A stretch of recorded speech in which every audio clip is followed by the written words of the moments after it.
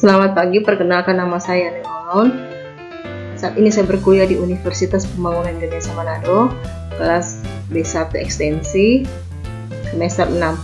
Saat ini saya mengikuti ujian tengah semester, mata kuliah keperawatan gawat darurat, dosen, nurse, Luni, Sains Solar, Iskep, Mkep. Peran dan fungsi perawat IGD. Pelayanan kegawat daruratan memerlukan penanganan secara terpadu dari multidisiplin dan multiprofesi. Sebagai bagian integral pelayanan kegawat daruratan, pelayanan keperawatan mengutamakan akses pelayanan kesehatan bagi korban dengan tujuan untuk mencegah dan mengurangi angka kesakitan, kematian, dan kecacatan.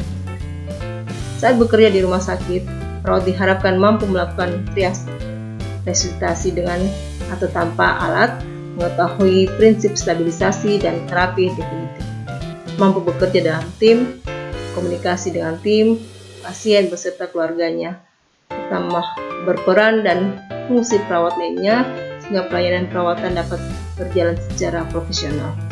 Perawat gawat darurat merupakan orang terdekat dengan pasien, mengetahui perkembangan kondisi pasien dari awal kegawat daruratan, dan mengambil tindakan yang dilakukan sampai penyelesaian.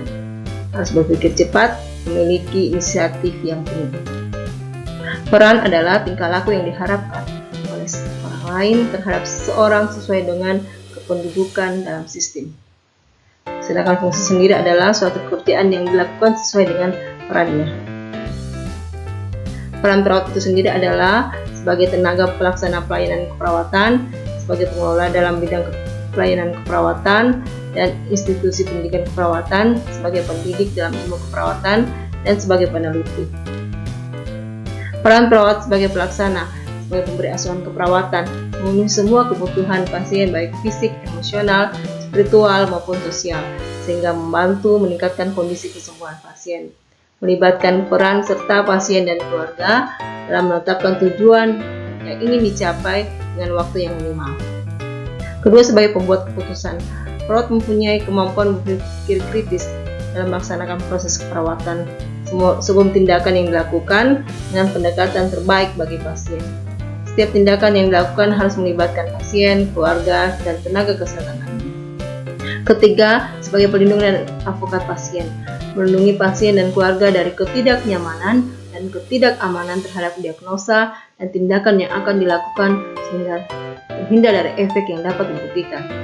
Perlu adanya kemampuan terkait problem solving, komunikasi, mempengaruhi dan kolaborasi, membantu pasien dan keluarga dalam mengantisipasikan informasi yang diperoleh dari pemberi pelayanan, terutama terkait dengan pengambilan keputusan perawatan.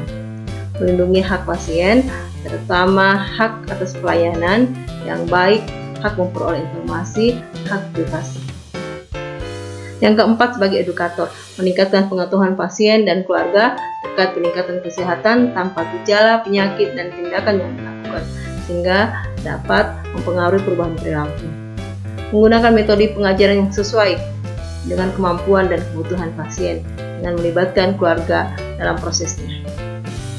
Kelima, sebagai koordinator, melakukan perencanaan dan pengorganisasian dengan melibatkan seluruh tim kesehatan sehingga tindakan yang akan dilakukan sesuai dengan kebutuhan pasien. Yang keenam, sebagai kolaborator, perawat bekerja bersama tim kesehatan lainnya dalam mengidentifikasi pasien serta menentukan dan melaksanakan tindakan sesuai dengan kebutuhan pasien sesuai pendapat dan diskusi tim.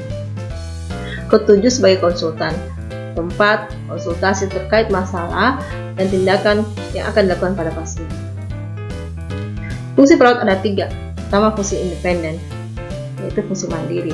Kedua, fungsi independen, fungsi yang didelegasikan sepenuhnya atau sebagian dari profesi lain.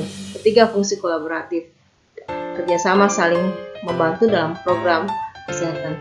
Perawat sebagai anggota tim kesehatan. Fungsi independen di UGD sebagai tuan rumah yang baik, melaksanakan proses asuhan keperawatan, melaksanakan kebijakan dan prosedur, sebagai komunikator, menjaga merawat keutuhan alat hingga siap pakai. Sebagai operator untuk alat kedokteran seperti EKG, defibrilator, nebulizer, monitor jantung. Sebagai pemberi asuhan keperawatan, pasien selama 24 jam, selama di rawat IGD secara terus-menerus dan berkesinambungan. Petugas IGD harus mampu membuka dan membebaskan jalan nafas, memberikan ventilasi dan oksigenasi, memberikan sirkulasi artifisial dengan jalan massa sejak keluar, menghentikan pendarahan, balut bidai, transportasi, pengenalan penggunaan obat, resusitasi, membuat dan membaca rekam EKG. Kemampuan petugas UGD lainnya melakukan triase, mampu mengatasi masalah pasien seperti syok, gagal nafas, gagal jantung, paru otak, kejang, koma. Melakukan pencatatan dan pelaporan dari pemberian ASGAP, mampu berkomunikasi dengan baik. Terima kasih.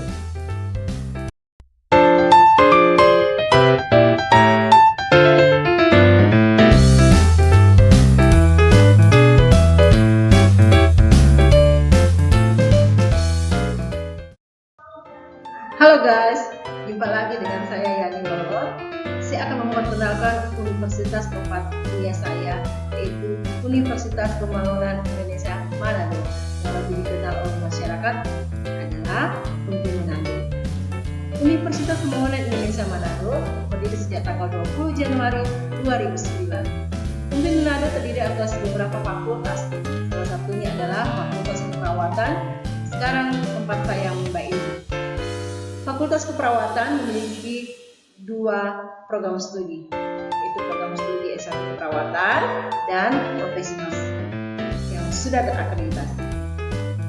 Memiliki dosen yang berkompeten di bidangnya, sehingga dapat menciptakan perawat profesional yang mampu bersaing di dalam maupun di luar negeri. Jadi, tunggu apa lagi? Tentukan pilihanmu untuk kuliah di Universitas Pembangunan Indonesia Manado. Salam sehat. Terima kasih.